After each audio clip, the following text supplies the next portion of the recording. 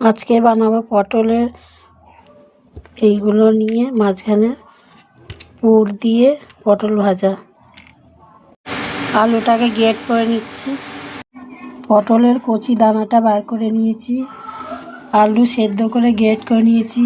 1.5 চামচ কর্নফ্লাওয়ার, পেঁয়াজ কুচি, হলুদ, নুন, লঙ্কা কুচি সব মিশিয়ে মেখে নেব। এই ডিমের মধ্যে একটু নুন দিয়ে সব একসাথে মিশিয়ে নেব। সব একসাথে মাখিয়ে নিচ্ছি।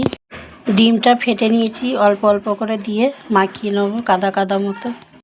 ভালো করে মাখা হয়ে গেছে। এবার পটলের মধ্যে পুর দেবো।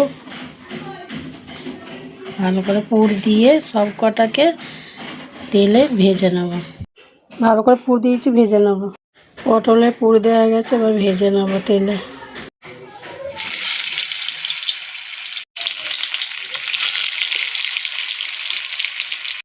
ভাজা হয়ে গেছে, এটা তুলে নিচ্ছি।